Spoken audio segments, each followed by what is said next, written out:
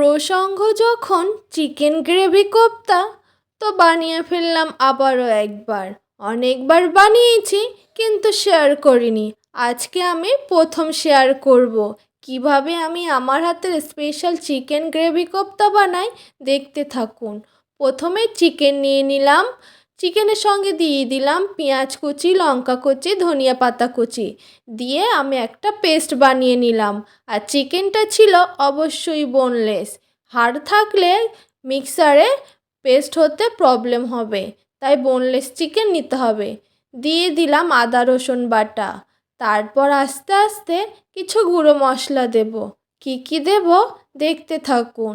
দিয়ে দিলাম গোলমরিচ গুঁড়ো, লবণ স্বাদ মতো, ধনিয়া গুঁড়ো, কালো মরিচের গুঁড়ো আর কাশ্মীরি লঙ্কার গুঁড়ো। আমি এখানে কাঁচা লঙ্কা ব্যবহার করেছিলাম, তাই আর এখানে গুঁড়ো লঙ্কা ব্যবহার করছি না। আর অবশ্যই একটু গরম মশলার গুঁড়ো দিতে হবে, না চাইলে নাও দিতে পারেন। তারপর মশলাটা মাংসের সঙ্গে ভালো করে মাখিয়ে নিতে হবে, দিয়ে কিছুক্ষণ রেস্টে দিতে হবে। রেস্টে দেওয়ার আগে অবশ্যই একটু রিফাইন তেল অ্যাড করবেন, আর কর্নফ্লাওয়ার দিতে ভুলবেন না বাইন্ডিংয়ের জন্য। আপনারা চাইলে কর্নফ্লাওয়ার না থাকলে বেসন গরম করে বেসনটা হালকা করে ভেজে দিতে পারেন। হালকা করে ভেজে দিলে একটা বেসনের খুব সুন্দর সুগন্ধি বার হয়। এরপর আমি আস্তে আস্তে কোপ্তার শেপ দিয়ে নিলাম হাতের সাহায্যে। তেলটা দিলে একটা ক্রিস্পি ভাব আসে, জুসি জুসি ভাব আসে, ওই জন্য তেলটা দিতে হবে। এরপর চলুন ভেজে নিই। একটা ফ্রাই প্যান বসিয়ে দিলাম আর দিয়ে দিলাম একটু সামান্য তেল। আস্তে আস্তে দিয়ে দিলাম কোপ্তাগুলো। লো আঁচে ভেজে নিলাম। বেশি ডিপ ফ্রাই করব না, হালকা করে একটু লাল লাল করে ভেজে নিতে হবে।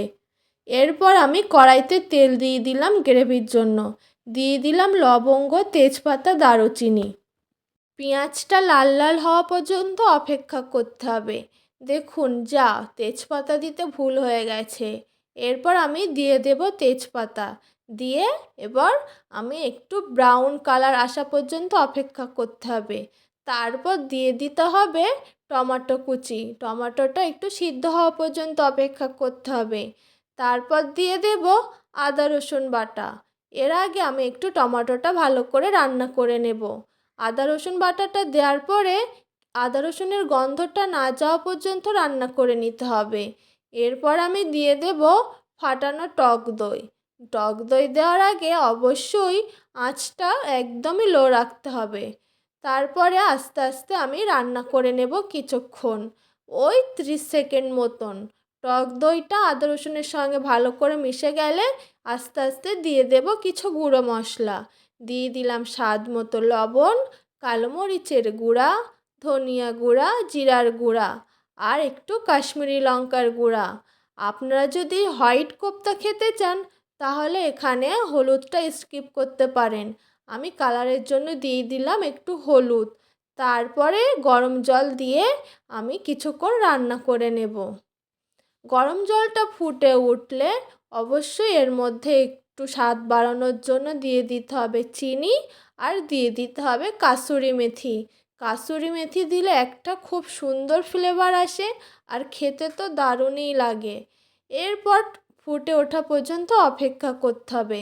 আমার জলটা ফুটে উঠেছে, আস্তে আস্তে দিয়ে দেব চিকেন কোপ্তাগুলো। আমার চিকেন কোপ্তাগুলো দেওয়া হয়ে গেছে, ঢেকে কিছুক্ষণ রান্না করে নেব। দেখুন, গ্রেভিটা একদমই মাখো মাখো হয়ে এসছে। এর উপর থেকে দিয়ে দেব কিছুটা ধনিয়া পাতা কুচি। আমার রেডি হয়ে গেছে চিকেন গ্রেভি কোপ্তা। এইভাবে অবশ্যই একবার বাড়িতে বানাবেন। আর কেমন হয়েছিল কমেন্ট করতে ভুলবেন না। চলুন তাহলে পরিবেশন করি। একটা বাটির মধ্যে আস্তে আস্তে আমি প্রত্যেকটা কোপ্তা দিয়ে দিলাম, আর সঙ্গে রেখেছিলাম পরোটা। আপনারা চাইলে সাদা ভাত, নান, রুটি, লুচি যার সঙ্গেই খাবেন না কেন দারুণই লাগবে। এভাবে অবশ্যই একবার ভিডিওটা দেখে কোপ্তা বানাবেন। আর ভিডিওটা ভালো লাগলে অবশ্যই বন্ধুদের শেয়ার করবেন। ভালো থাকবেন, আবারও দেখাবেন নতুন একটা ভিডিও।